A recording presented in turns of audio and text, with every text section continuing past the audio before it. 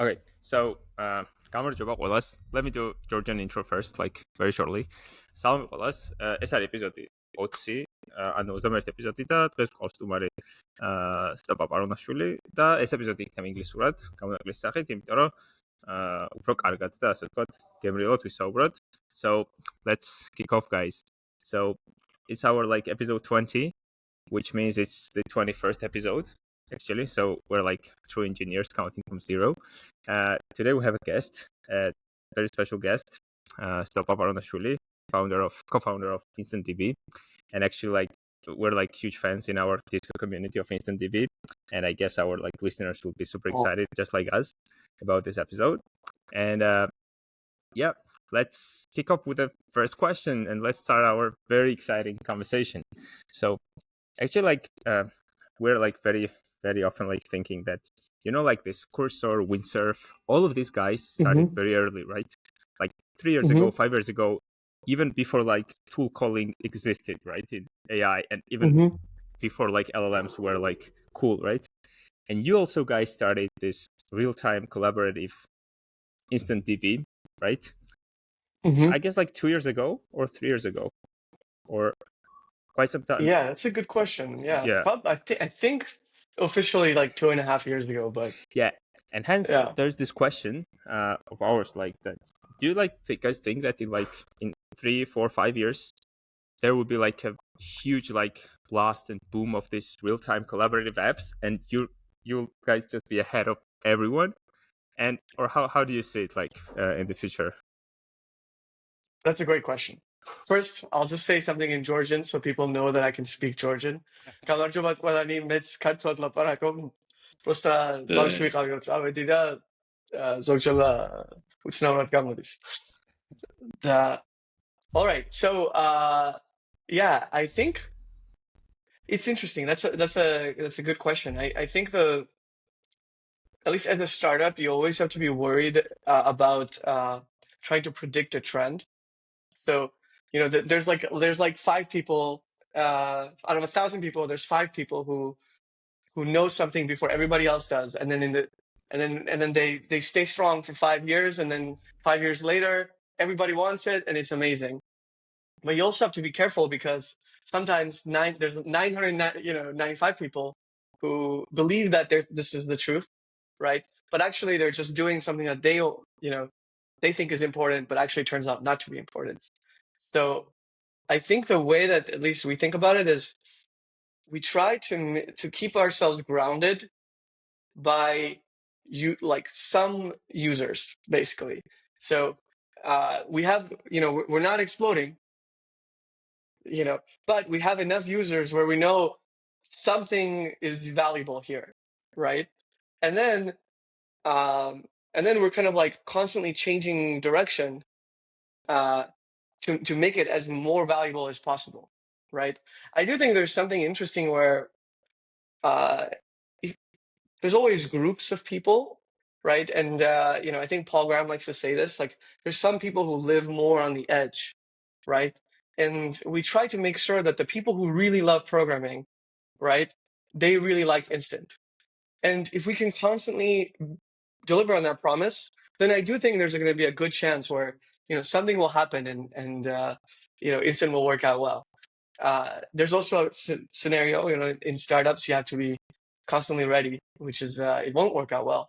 But the best thing we can do, in my opinion, is to focus on a small set of really good users, like users who try to push the boundaries of technology. And if they're happy with us, I think then eventually many more people will be. Yeah. So one thing is like we don't do extensive intros. We just kind of weave in the information in the questions. So yeah, let's do it. It's great. You're building like this instant database that lets users connect from the React. They have to write their front end, well, any front end, I guess, in the future, and all the rest, the DB is just handled for them. It's, I guess, the really good example is Firebase, the predecessor, the ancestor for it, you could say. So, and also like you come from the background of Facebook, you are now a YC-backed company, and usually the like motto is like ship fast and break things, right? And I'm wondering like how does it fit with databases? Because let's say in Cursor you could just ship small extension first, it maybe works, but with the DB, like it seems like the ground zero is like a huge thing already. So how do you do that? That's a great question, Georgi. I think, it's interesting.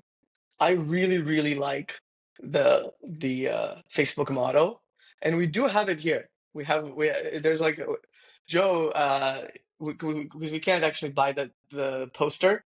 He made it himself he opened Figma and he drew it. So we do believe, move fast and break things. The thing that I like about that saying, at least at Facebook, was it's a true, like when you're saying something, you have to say something controversial, right? Like, because, if you say make something great and do it well, don't break anything. Every company wants to do that, right? So with Facebook, they really like planted their ground, like, hey, we want people who take risks, right? So I really respect that in Facebook.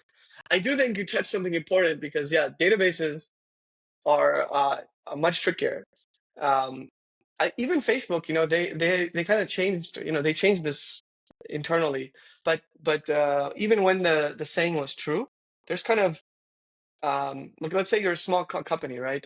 You can ship something by just deploying, and if it doesn't work, just move it back, right? You can basically never do this once you have like 50 users, right? You have to constantly like put a feature flag, right? Ship the feature flag, remove the feature flag, and then it's gonna be okay. It's a long way to say I think we believe in the heart of that statement, which is bias yourself towards action, right? Because in a startup, you can't, some things are good if you can do it in 2 weeks. They're not good if you can do it in 2 months. It's just not gonna, you'll be dead by the time the the system gets deployed, right? So you have to kind of manage that reality. But with databases, one thing we really believe in is feature flags, right? They can make you move really quickly, right? And they can keep you safe. So things like that, I think, can bias you in that direction. I would say, like the amount of fear I have on Instant whenever I deploy things is way higher than anything I've ever done before. So maybe one time when I was doing payments at Airbnb, I remember that one. That was like it's like, oh yeah, I don't is know. always It's just like like, that, right? yeah. Even at the companies I worked at, like in White's Combinator that follow that motto, like the most precious thing was the DB, right? You can't like break things there, That right? thing afraid. So like, who do you think is like your ideal customer on the one hand, and on the other hand, ideal app you want to?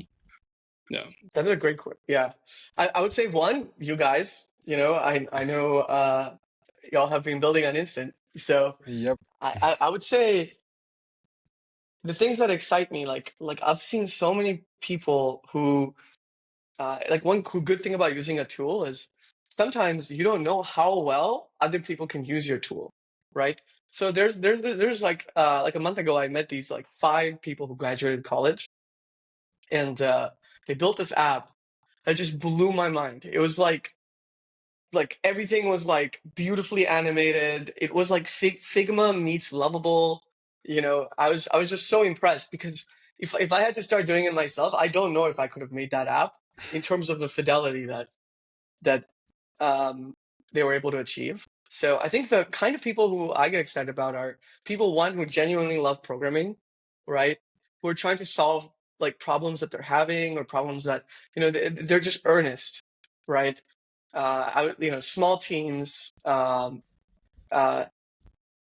even like solo founders. I think those people that I just get, I think they're willing to like use a product, push it to the edge, and kind of deliver something great.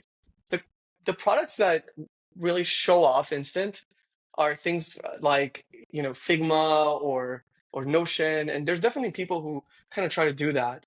But one thing that I've always found interesting is when you have that good kind of client-side abstraction, even just making like a to-do app, it's just much faster. So I would say like any kind of app, as long as the person's excited to build it, is an ideal customer for us. So the last week was like very AI intensive, right? Like lots of new updates and stuff. I also saw your video about like Opus versus GPT-5. So I guess like we all had this dilemma like of testing Claude versus like latest GPT. And before we deep dive into those like topics and how Instant now supports like agentic APIs and like our agent like systems work on Instant. How do you guys use like coding agents yourselves? I mean, do you like actively use, or you just like still code the old-fashioned way? How do you do it? All the time. I use it all the time. I have Cloud Code in my terminal. I open up Tmax. I have 4 panes. One is the client, one is the server, one is Neovin, and the other one is Cloud Code. I really like. I like to lean in. One thing that's interesting. It's kind of a question within a question, but sometimes we don't want to look at like things that are changing a lot, but I'm always just shocked. Like one thing that's great is we're on the edge. It's like we're on a wave, right? And I think what's going to happen is we're already noticing it as programmers. Like things are changing, right? It's good to notice when things are changing, because if you don't notice things changing, you're just going to get like a wave that's going to hit your head, right? So we're in the middle of it. We should notice it. I personally use it all the time for my own workflow. My girlfriend doesn't know how to code, but she uses it like crazy to build. She like built her own app, published it on the App Store. So things are changing. I love like it makes me able to learn things or it helps me learn things that are, for example, I really wanted to work on like a Raspberry Pi, but who has time? And like I don't know all the little APIs with the pins and this and that. Now I can just open it up. Like I know Python, I know a little bit of Linux. Like guide me, right? And then guides me, and boom, now I have like a little Raspberry Pi machine. So doing it's like a speedometer. So yeah, it's pretty cool. I also feel like it's a good synergy with Instant. Yeah. Because like you can, the less things agent has to code, right? The better it's gonna be. The less thing it has to test automatically, the better it's going to be. So like, do you have some plans or like maybe even guides already to like how that's gonna look like? It feels like a good match. Yeah. I feel like there's like 3 layers of good match on like LLMs, like using agents and Instant. I think the very top one is because the abstractions are one, you don't really have to have 2 separate places where you're changing code. It's just one place, your client. So the agent can do a better job at that. It doesn't have to track 2 separate ideas. It has a lot of high-level abstractions, so the agent can do more work. We're shocked how much work it can do. But then it's even better because as a human, why would you ever want to review this like spaghetti that like the agent writes, right? So with Instant, it just it tends to write like pretty small amounts of code. So I think that's really good. And then there's this higher level too. When we were building Instant, we really wanted to make it so that it was great to use for kind of these hackers that I'm talking about, right? And that means that, a free tier should be free, right? It shouldn't freeze. You shouldn't have to wait 15 seconds. Like you shouldn't be relegated to like such a small machine that like things just feel slow, right? So in order to do that, we built everything multi-tenant, which is fantastic because now you can just spin up a database literally like within milliseconds. So I think that combination is kind of very useful for like agentic hacking. Yeah, that's an interesting thing. You mentioned multiple times like it's targeted towards hackers, right? But also like I'm thinking if it gains enough adoption and this like has this escape velocity, right? Then maybe some people want to self-host it or do stuff like that. Do you already have maybe customers like that, or Yes. do you have it financed? Yeah.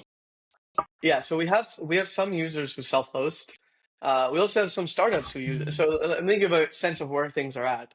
We're not quite like, oh, only does people in hackathons use Instant. There are real startups like YC startups. There's a startup in France with like 20 employees who use Instant as their primary database. They're very happy. From what I can tell, we try our best to make them happy. And I think like it's gonna grow. There's like kind of interesting other markets for Instant that people come with us for, right? There's people, so because Firebase is not relational, if you use it in a relational way, the price just skyrockets, right? Like you're gonna pay like 30K a month for like a parking app. Like it's crazy, like the amount of stuff that does, right? So people reach out to us being like, oh, like can we use you guys? Because we can do a lot better than that. There's also people who are kind of large companies. You have a back end, right? But it's not reactive. So Instant can just be added in as this kind of module that you push data onto, and then it pushes the data back to you. And then suddenly your front end is reactive.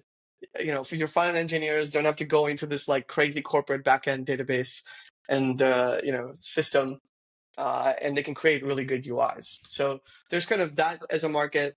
And then this is a bit like questionable, but it is interesting. I've noticed some people who don't know how to code use Instant. Like they like somehow figure it out. Like they also figure out Cloud Code, right? Like they somehow open up a terminal, somehow have Cloud Code in there, right? Somehow have Instant, right? And then boom, like they build really interesting things. So interesting. I didn't know about this feature. Well, I guess it's probably not a feature; it's just a API that it supports, right? Where like you could have a different system push into Instant, right? And then your front end like gets all the updates, right? So you can incremental, because I like to adopt things that kind of can get complex incrementally. So it's easy to start, but then you can build more and more complexes things on top of it. And I guess you can do that with Instant by like kind of plugging it in between. Because, for example, you probably know the Zero database that's like kind of trying to solve similar problem, but with kind of different approach. They offer that where like they're in the middle all the time, right? And between your actual backends. So. Exactly. Yeah. So even for like legacy systems, which this kind of opens so many ideas in my brain right now. Where like, okay, I have this cron job that just scrapes something and it directly puts data in my front end, and like people just see the dashboards, right? Yeah. Definitely. Maybe now, like I think like for quite some time we've been like discussing about some more like technical details about Instant, like far away from like, let's say, all these product and the use cases, and like literally like 90% of the questions like that we have all the time that we're discussing, why or how did you guys like choose Clojure? Like what was like decision map behind it? Like, come on. Great question. All right, I can give you guys like 3 variants of this answer, right? One is like deep. A personal variant. You can go very deep. Yeah. Heck yeah. One is just like a personal variant, which is like when you do a startup, you're basically signing up for pain. I think Paul Graham once said, he knew how painful a startup was because when he went to a dentist to get his wisdom teeth removed during the startup, he was so happy. He's like, oh, I can relax. Right. So I really do think there's a truth that like startups can get very intense.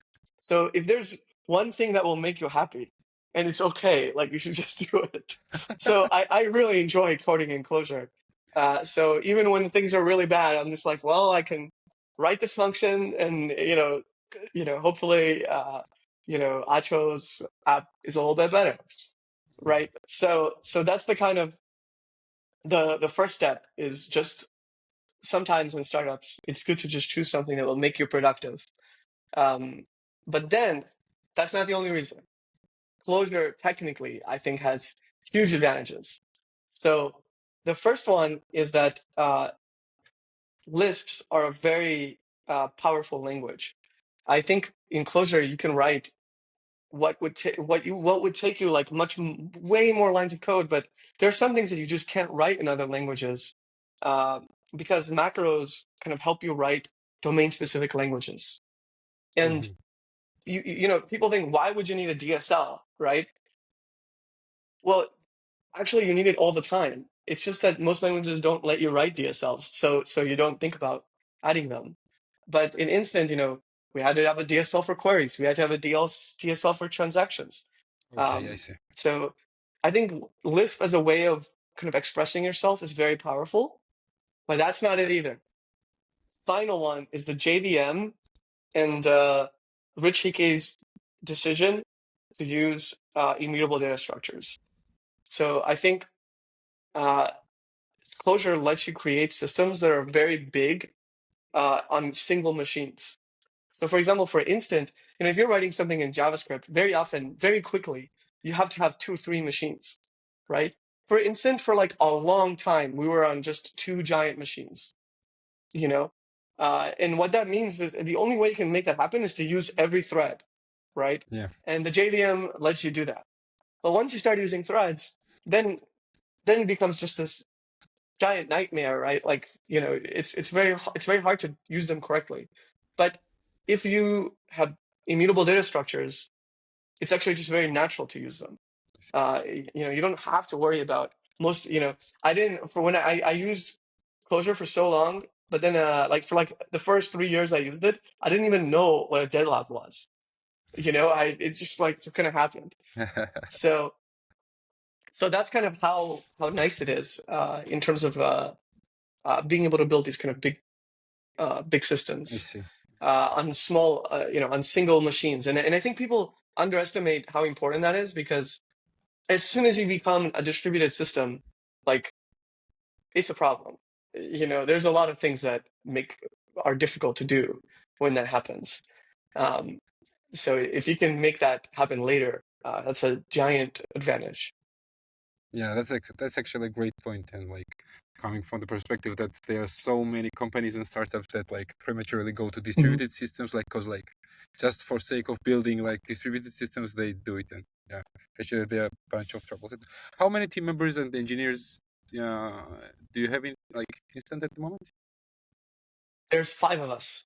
Okay, so and how hard is hiring when you're writing on Clojure? How easy it is to find engineers to code Clojure? I would say, here's another truth. It's funny. It's this is another counter narrative on some of the AI stuff. I would say I don't know if I think it's extremely hard to find engineers in any language. It is very, very difficult.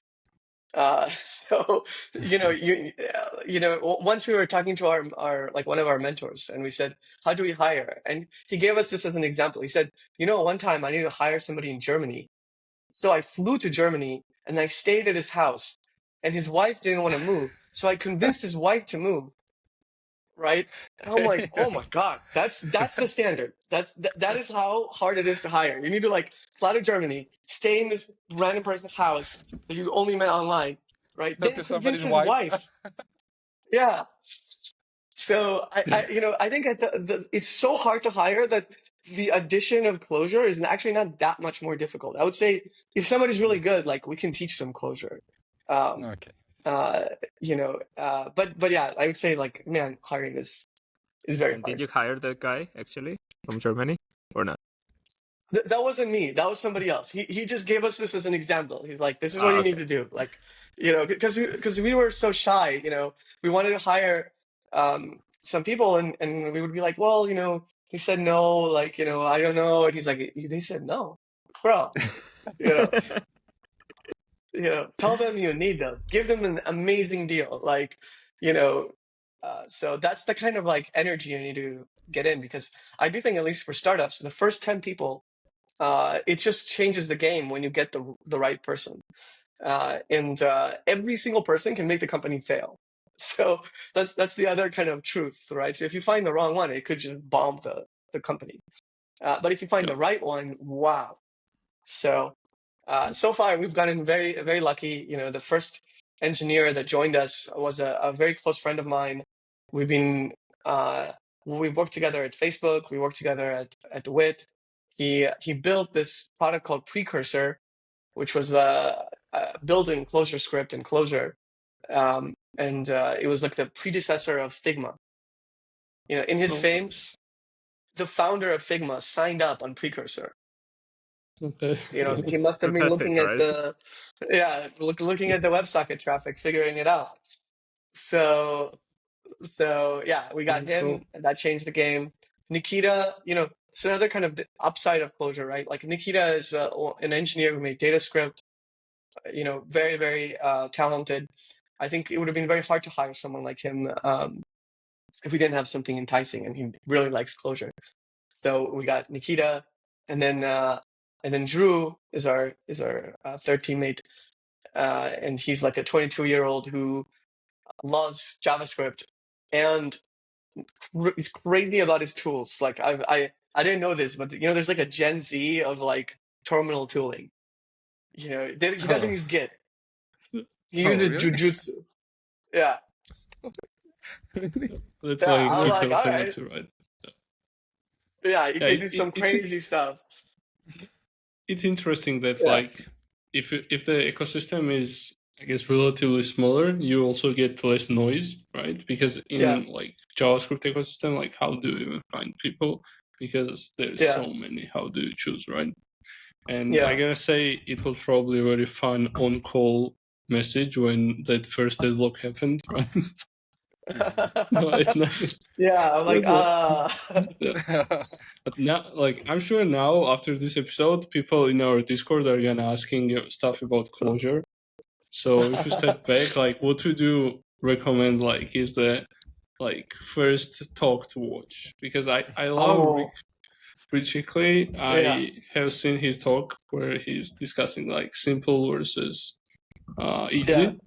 That's like iconic. I don't know if that's even about Clojure. I would What's your say, recommendation? the talk, it's called Are We There Yet? And I'm gonna it's link it. religious.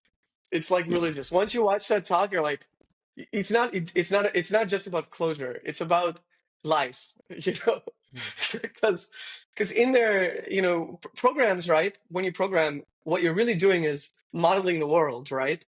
And in many languages, you model the world thinking about objects, and there's a person, and then he has a name, right? And Rich Hickey's whole idea is that you can first, time doesn't exist, right?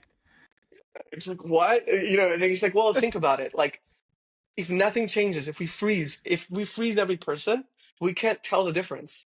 Time is a relative concept when, like, lion is over here, right? And then the lion comes closer. The lion's about to eat me, right? Time. Start running, right? So he has this idea of time that's like very, very different. Here's another idea. Things never change. You're a person, your name is John. You change your name, right? It does. You were always John at in 2024. Are we in 2024 25? 5. 25. Yeah, you're always John in 2025, right? Just because you change your name in 2026 does not change that, right? It's like an immutable fact, right? So he has this huge idea on that. And then with deadlocks, he likes to talk about this in the world, right? In Java, when you try to read an object, sometimes you have to take a lock, right? Because somebody might be changing it. So as you're iterating through a list, you're seeing the wrong, like some half view of a list. But he says, look at the world. Like if you're watching a baseball game, right? You don't tell the pitcher like stop, right? Like no, everybody can watch the game. Like the pitcher doesn't care. He just goes. So this talk talks about it, and afterwards, like you'll be thinking about this stuff for life. Like another crazy one, right? We always see each other in the past, right? Everything has latency, right? Because the light has to come to our eyes. So Yeah. there's cool ideas from Rich Hickey.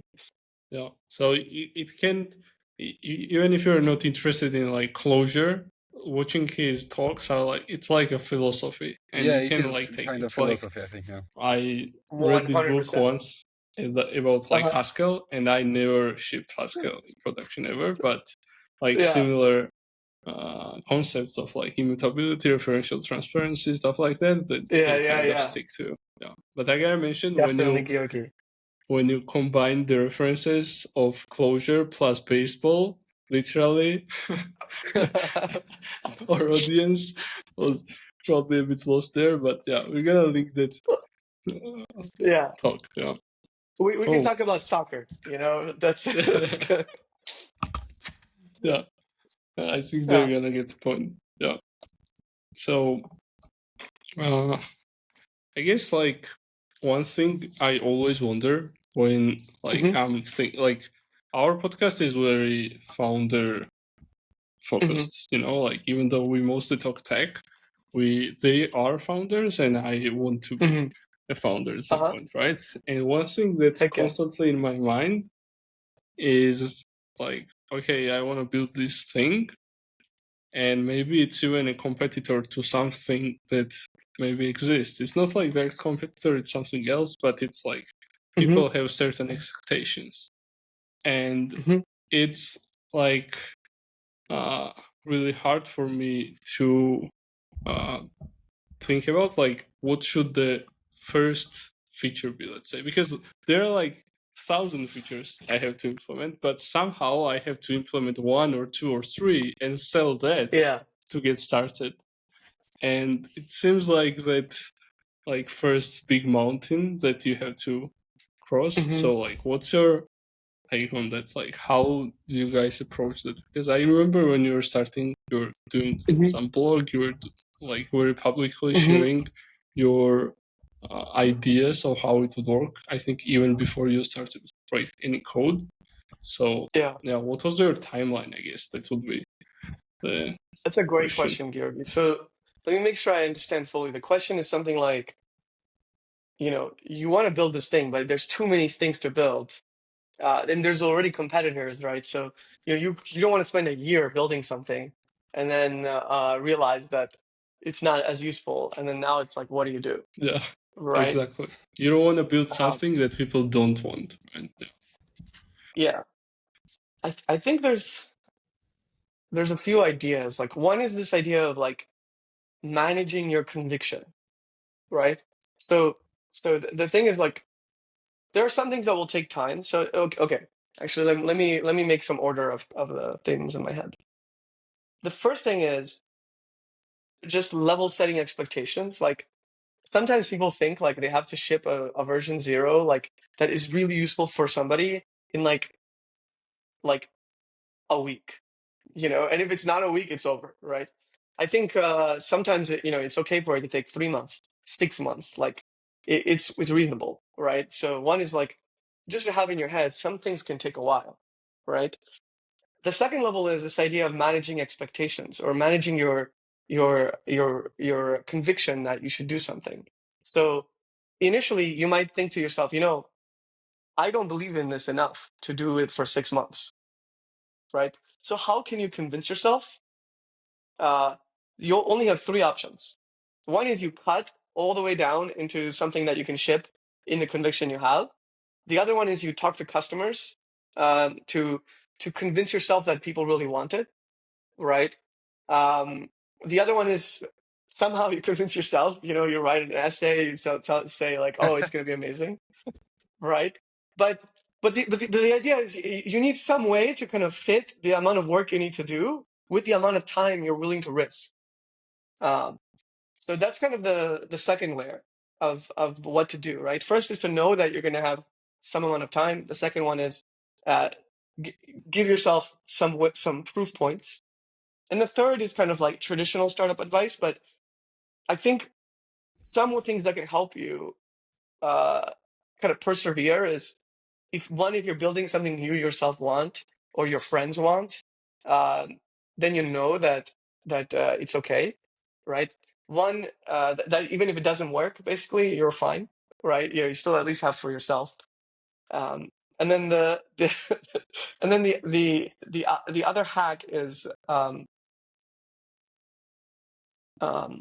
I think that's okay. I think I went far enough in my head that I lost the final bit. But yeah, Yeah, those are the things I would compact, try. how Cloud Yeah, Code compact. exactly. Context length read. Yeah, I think that's Yeah. a great answer. And Mhm. also, like, it's like I've been working at startups now Yeah. for some time, and I kind of got good at the cycle of, okay, we already have some products, we talk with Yeah. customers, get feedback, and now we implement, make them happy, and we are already in the That's loop, great. like the gears are already like in motion, and it's easy to go from there. And now, because maybe I just haven't tried it, that's why I feel like the first step is the hardest, but it's Mhm. usually also. Yeah. Yeah. I think the one kind of like thing I've noticed people have issues with is that sometimes they expect a lot of themselves very early, you know? So maybe like one thing is to just kind of reduce the risk of that. So instead of saying, I'm building like this giant startup, I'm going to compete with Salesforce, right? Be like, oh, hey, I'm just making a project, for Georgi and Nika. If they like it, they like it. If they don't like it, it's okay. They're my friends, right? So Yeah. you reduce the risk of that, right? And the other thing is if you're thinking of doing a startup, just give yourself, if you can, right? Give yourself way more time than you think. Because some people are like, I'm going to like get into YC next month, you know, then I'm going to do this other thing, then I'm going to do this, and it's going to be this amazing upwards trajectory, right? It took us 2 years to get into YC, right? We got rejected 3 times. Oh, really? So yeah, or two, I guess 2 times. So if you expect a lot, then you're gonna end up kind of quickly disappointed. But if you don't expect a lot and you give yourself a lot of time, Yeah. it's a little bit better. Yeah, And also, actually, I like, we follow it. see all the success stories, always like Cursor, Hmm. it's valued billions, but we never Yeah, saw like the first version of it when it was kind of crap. It yeah, was running on GPT-3 with no tool calls and stuff. Well, I mean, for me, it's still not there, but yeah. market argues. He's a hater. Gio is official hater of Cursor and Nest.js, All right. basically. Yeah, actually, And like like the I hear you, following. man. CEO of Windsurf once said, like in the recent interview with YC, he said like, you, unless you're shipping like 50%, unless the things you ship, unless 50% are useless and just removed after a few weeks, then you're not shipping hard enough, right? Because like if you Wow. know everything that you have to ship, then you're kind of behind the curve, Hmm. right? So Yeah, actually, following this same kind of topic, Hmm. uh, we, Hmm. we we were talking now. So, uh, like, basically, there is some timeline, right? In Instant, obviously, Hmm. as well. Like, you know, like Yeah. maybe roughly that throughout by the end of the year, you should ship like this and that, right? Maybe, or test Hmm. it with users and stuff. And then like suddenly came AI, right? These agents, and you had Hmm. to adjust, right? And like create those some AI like tooling in Instant, like MCPs and stuff, maybe some Hmm. spontaneous stuff. And how often does it happen like that? You need to like adjust and do like very spontaneous stuff, or is it like always like things do go like follow the timeline or not, or how is it? Man, I would say it's like first there's a timeline that underlying like things do happen, but I think they happen way slower than anybody ever expects. So this is why I again going back to that like startup thing, like you know we there are features that we want to ship in Instant that I thought about shipping a year and a half ago. That I'm like, oh yeah, it should be a week. Just 1 week later, I'm gonna write this little easy thing, and then I'm gonna ship that. And still hasn't happened. So one, things just take a really long time. Every feature, even if it's on the roadmap. But two, I do think actually your startup should be changing. Like the roadmap is only a tool. Like you should still have it, but you shouldn't be afraid to change your roadmap, and it should be happening quickly, and reasonably a lot. I would say though that the thing you have to be careful about, right, is that if you change your roadmap based on news, you're going to be basically screwed, because what happens when you change based on news is everyone will do the exact same thing, right? And this is kind of a Peter Thielian thing, but as soon as you do the exact same thing, there's no profit, right? Because all the profit gets distributed between the competitors. Really, the consumers get it. So which is great. Consumers, are great, but if you're trying to build a business, you want to make profit. So that won't work. So the way I think that you gotta keep your North Star is just to keep it on users, right? And the reality is like, if things are happening, your users are gonna do weird things, right? Like, many of our users started wanting to create databases, right? Like using APIs. So, okay, well, like we're gonna do that, right? Many of our users, almost every app on Instant is built using like, first they use AI themselves, but then they use AI in their app, right? So when things like that are happening, like you need to kind of adjust your direction. I wish we did it faster. I wish we were even better at that. This is another thing where you have to kind of manage expectations, because sometimes you really want to do that, but you don't want to cause too much thrash. You need to make sure people finish their projects. You also don't want to. Sometimes you can't. That is the most frustrating. When you're 5 people, you can't chase every idea. But I would say, yeah, like you don't want to be too harsh on like, this is the deadline, and this is where we're headed. You also don't want to be too lax on that. Like every week there should be a plan. Every month there should be a plan. But I don't think you need to think maybe every 6 months you should have a direction or a goal. But you should be changing like this, like, and the goal is always the user. I think like it really, like the thing you mentioned last, the hiring part really needs to be synergized with that, because like you ideally want to hire people who already understand all that, and you have to like teach them, because some people are used to different kind of timelines, right? Sometimes people join from like big tech and it's a different story, right? Yeah. So how, like, do you, kind of related to this, do you have some like automations internally that you use maybe for this cycle, for the cycle of like, okay, we got feedback, we now ship something, then we notify people? Because, for example, like at the current company I work at, it's a B2B company, and we have like, let's say, a bunch of Slack channels with our customers, and whenever they message us something, we maybe create a ticket, we attach it to this thread, and then we go ahead, like implement a feature, maybe it automatically kind of gets tagged, then when you close it, they get notified, everybody's happy. If you do it really fast, it gives you a dopamine boost. Yeah. Like, do you have some like interesting, like, I don't know, automations around that? No. We are kind of embarrassingly very, very simple. Like we don't even have a task management system.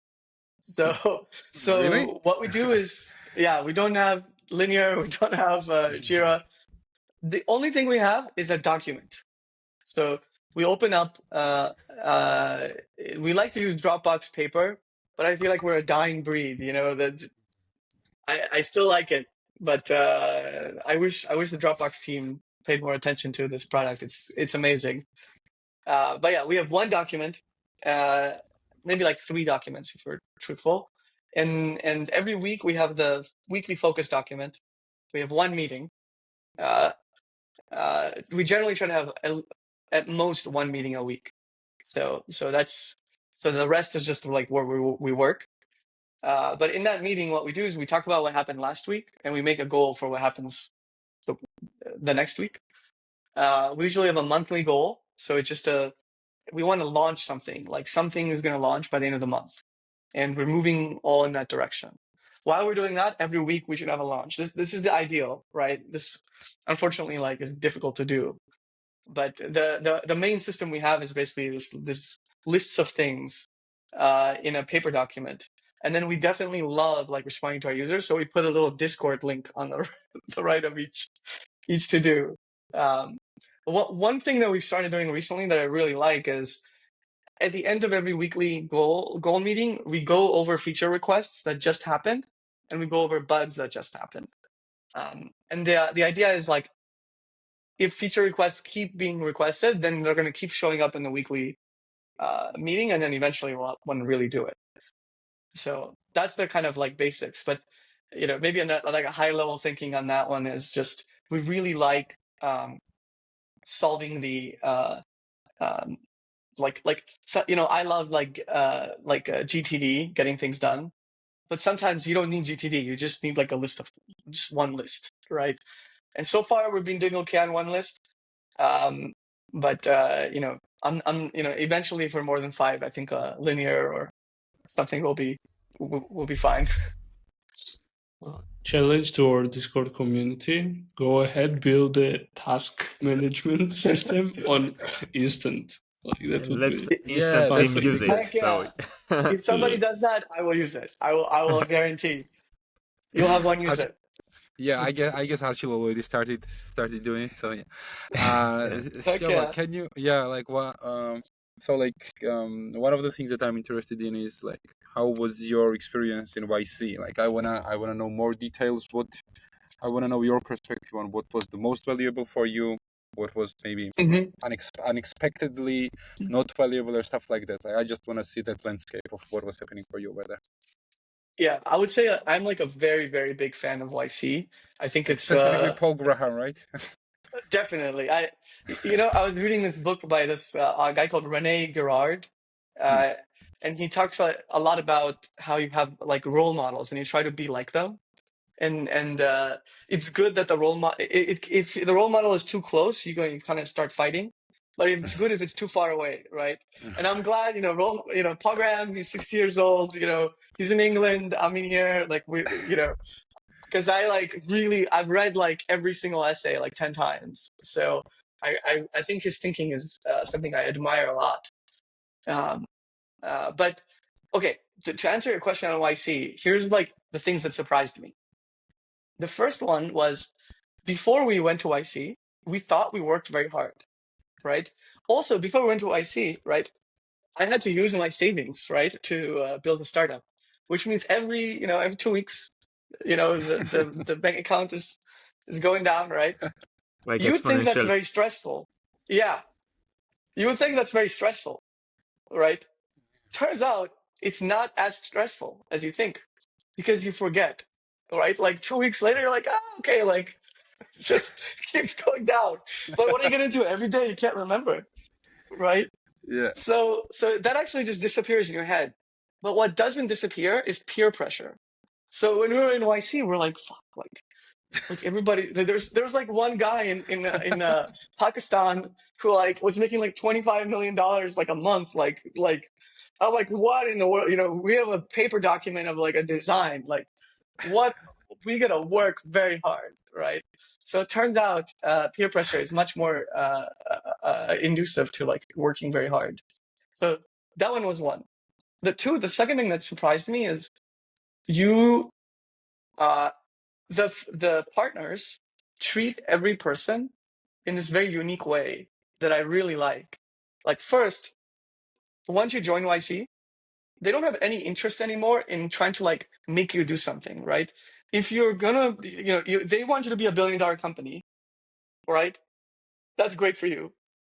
If you don't want to do that, that's okay too, right? Because there's like 200 of them. They can't force you to be a $1 billion company, right? So they're always going to tell you the truth, right? And they're always trying to tell you the truth to make you a billionaire, basically. So it's a very kind of like, it's very nice to have somebody tell you the truth, even that's uncomfortable. But you know that there's nothing bad that they want from you, right? Like they're not trying to tell you that because of some negative idea. Like the only thing they want to do is have you be successful. And if you're not going to be successful, they don't mind. It's okay. So it's a very good kind of signal of feedback. I really appreciated that. The third thing is they treat you really nicely. Like I was so surprised. When we got into YC, they pinged us and they're like, "Will you join us?" And I'm like, Of course, we will join, God. right? "Oh no!" So, but this actually speaks to the YC ethos, which is they treat you like you are going to become a millionaire. So they're like, "Oh yeah, that's going to be great." Um, so they, then you treat other people like that, right? Everybody in San Francisco, at least, and in Tbilisi, and every programmer who I meet, right? I think to myself, oh yeah, like within 2 years they might be making Cursor, So let's go, like treat everyone with respect. And then the fourth thing that was very surprising for me is when you do things like one, like the partners are extremely good. They're extremely good in two ways. Two, like they've just seen this so many times, and they tell you sometimes things that are like you would think you would have thought about it, right? You go in and they're like, "What if you do that now?" And I'm like, "Yeah, I could do that now." And he's like, "Instead of 2 weeks, what if you did it in one day?"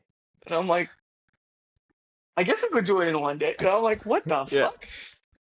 Right? It's so But it's real. like, yeah, you're like, "Holy shit, that's a great idea." Right? So, and they just see exactly what's the problem because they've seen it 100 times, not 100, 1,000 times.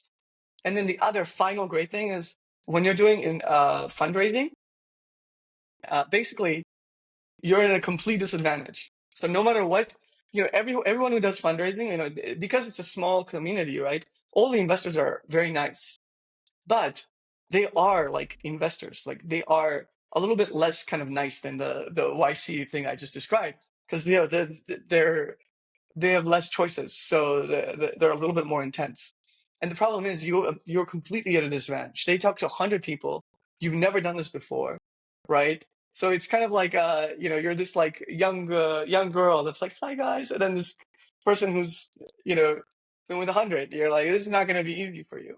Well, the YC person, right, your partner, is even more experienced than any investor could possibly be, right? So sometimes if anything bad happens, you just call your YC partner, and it's like having like a big dog. They're like, if they mess with you, like you're 5 years old, right? They'll beat you up, but your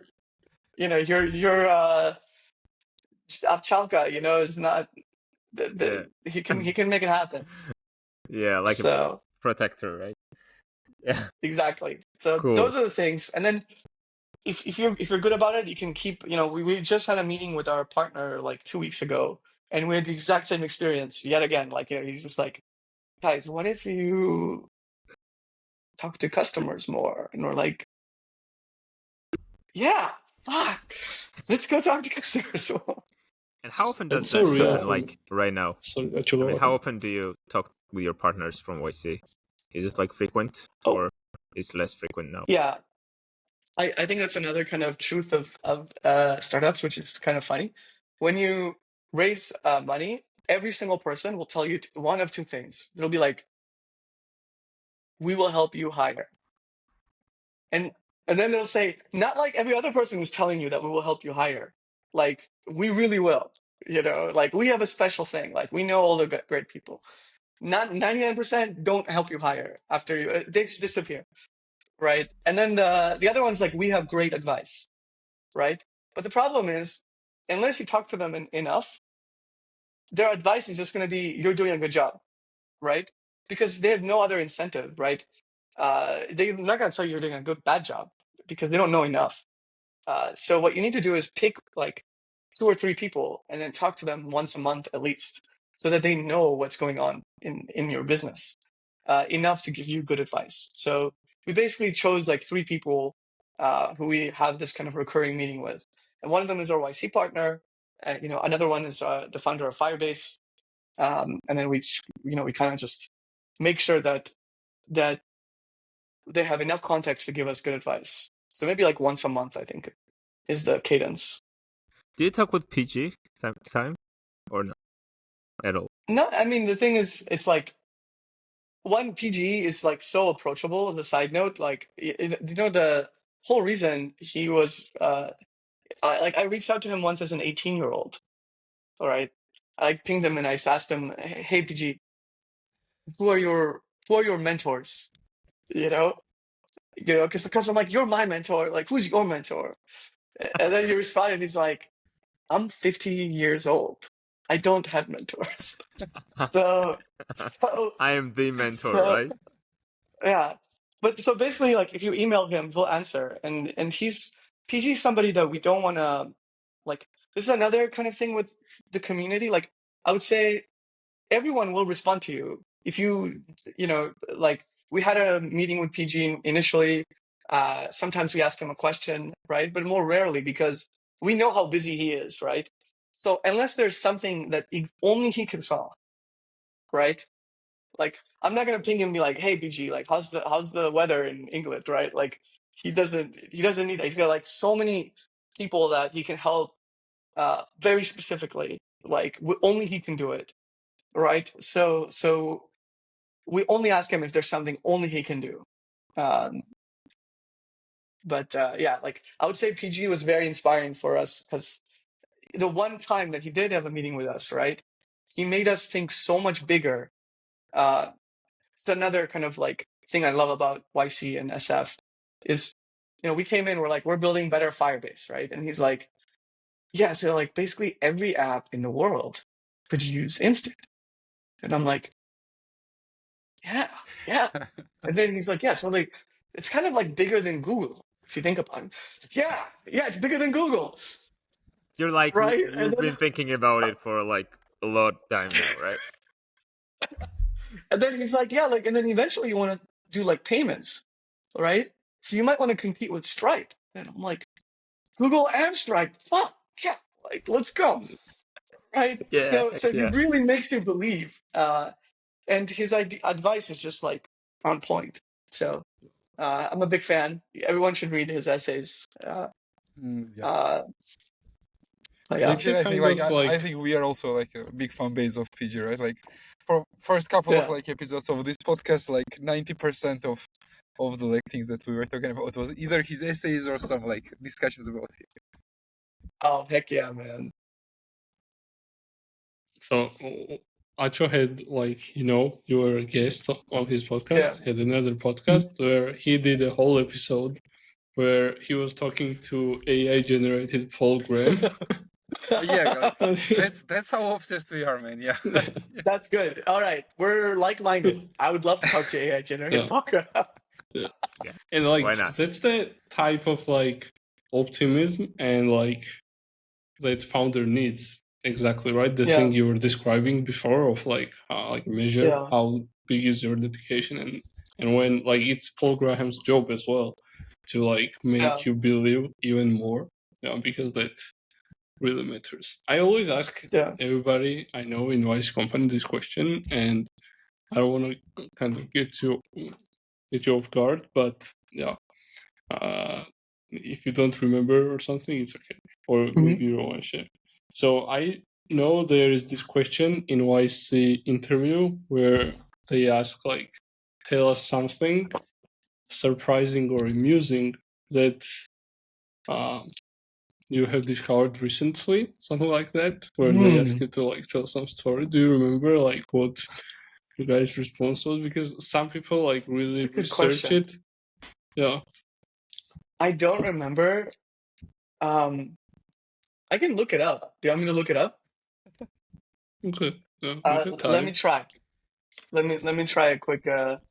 Let's do I it. think if I just look at this, I should be able to see my application. We can deal with this in post-production. Okay. How many minutes? Actually, one of the like gentle like topics that I wanted to ask Stopa is like it is not like it is a like I think the question is really out of context. Like I don't Mhm. even know like if like they want to do the same. But so like I was researching some stuff about you, and like a couple of months ago, I guess, like I remember that Mhm. I somewhere like got this fact that you at some point in time wrote a book or something. Is that correct? Yeah. Yeah. Made a Guys, And if little. he's actually, yeah, like I looked it up on Heck yeah. Amazon, and like Growing Pains is the name, right? Yeah. And how That did was that happen, fun. man? Like, like when Yeah. or how did that happen? Like, So we have this like group of friends, right? And one of them wanted to start a writing club, right? hmm. And the idea was we would have a question, and then each of us would write an essay. And I realized very quickly that this would not last long because nobody wanted to write it. Like they were like struggling, at the very last day, So I knew this was only going to happen once, basically. So once all of us finished the essay the very first time, I took every essay and I pushed it into the book because I know how cute would it be if we had a kind of a physical book. And Dang. that's how the growing pains happened.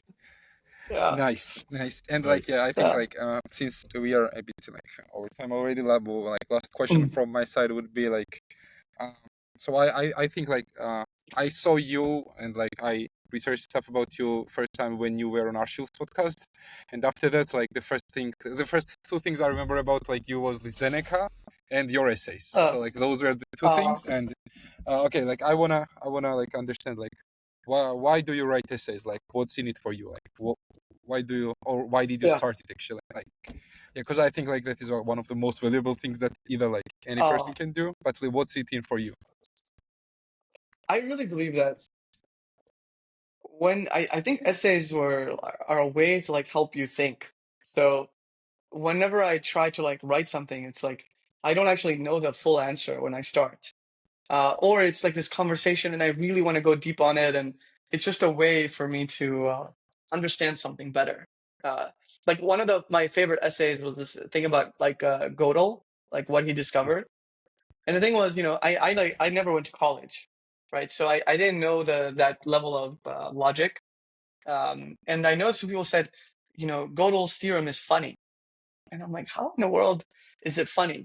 Right. So in order to answer this question, I wrote this whole essay, right? But then like, it turned out it was funny. So, but it took a long time to figure that out. So that's kind of why I do essays.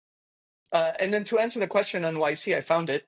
We noticed, we were talking about how humans anthropomorphize things. Like, Joe watched this at his college class once. You say, "Oh, here's a pencil. This pencil's name is Bob." Like, ah.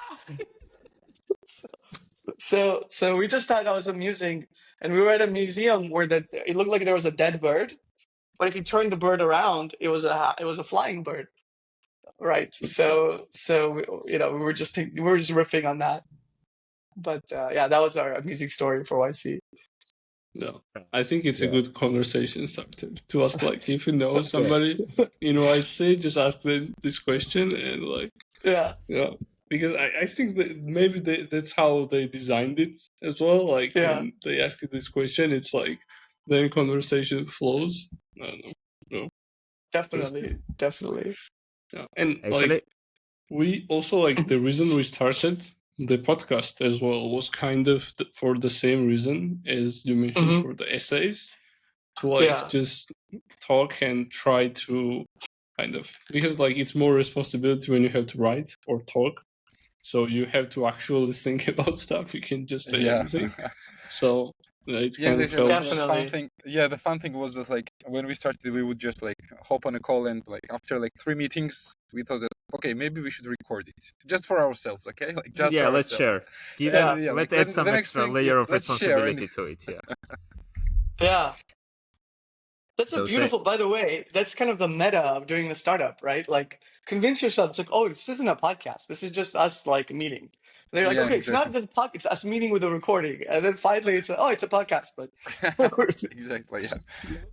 I have convinced, like, I don't know if I told you guys, but I convinced like through my other friend groups to do same thing. yeah, We don't publish, we just like Because Yeah. like after COVID, I think something happened where people started to get together less, and Yeah. like hanging out seems like a huge responsibility. So I went with a bunch of my friends. Okay, what if we just like Zoom once in a month or something? And it really helps like relationships, I think, and it really grows as a person. So I recommend people to, yeah, if you have some friends who are super busy and you can never meet them, like get them on a Zoom call, I convince. love it. It's not nothing special. It's just a Zoom call, and they're gonna like really get into it. So I yeah. love it. Heck yeah, man. Yeah, actually, before we go to the end, I mean, I wanted to ask this question, but like when the conversation flows, you're waiting for the right moment, the momentum, and this never happened. And now let me let me get some It's all personal. good. We can do it. Let me get some personal advice. So, I guess like the things you're doing like daily or like weekly or whatever is Mhm. you might be engineering, you might be like Mhm. talking to the clients, you might be like talking to your like mentors, let's call them like that, to getting Mhm. some like mentorship or some feedback. And Mhm. how is this? How do you keep this focus? I mean, how do you stop reacting on things which actually are like should not be reacted on? I mean, how do you know Mhm. on what events from outside you should react, and how do you like keep this discipline and focus on the thing you're doing? Mhm. I mean, because it personally for me it's just very hard to maintain that, and maybe you could share Mhm. your experience on that. That could help. I think that's a great question, Nacho. It's really tough. I don't know if I don't know if I'm a perfect example of like a solution to that problem, right? So I like constantly also have that problem where I would love to kind of like write, right? But if I write, nothing else can happen. Like I can't like have any interruptions. Or I would love to program something really big, but sometimes it's very hard to do that because I also need to make sure that the team has something to do and that if there's a problem, I'm around. So I think the things that help me is one, this idea like humans are just single-threaded, so you can only do one thing at a time. So if you're doing one thing and it's important, you don't have to worry about anything else. you know I think that's kind of one idea that keeps me afloat. Like if something else is happening, I'm like, well, is this really more important than this thing right now? Like I'm doing this. If I move to that, then this would be the important thing, and I would have to move back. So one, I just remind myself that. Two, I think the pressure of delivering every week is a good pressure. So if you tell somebody by the end of the week I'm going to get this done, right? You kind of have to do it because it's kind of embarrassing. We're in this meeting right here, and then everyone's like, "Well, I did this," then I did this, and I'm like, "Well, I kind of like did important things by switching a lot." And like, well, what got done? So I think the Also, second one is peer pressure. also it Yeah, forces you to do shorter things, right? Take one step. If you say like, yeah, oh, this is what I'm gonna do in the next 6 months, then it's like impossible. Like now you have to write just one exactly. page instead of book. Exactly.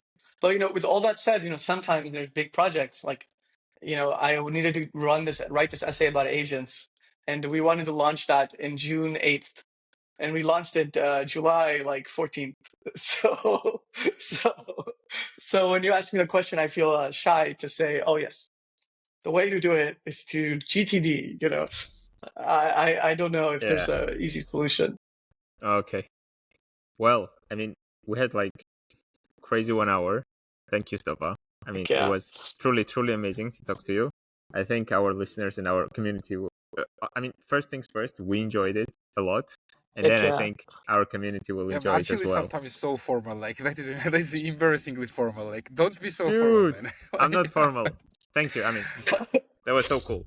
yeah, it was perfect. Thank you. Likewise. And guys, I can't wait. One, I really enjoyed it too. And two, I can't wait to be in Felicia soon and we all meet up. And I think that's going to be great. For Yep. sure, for sure. So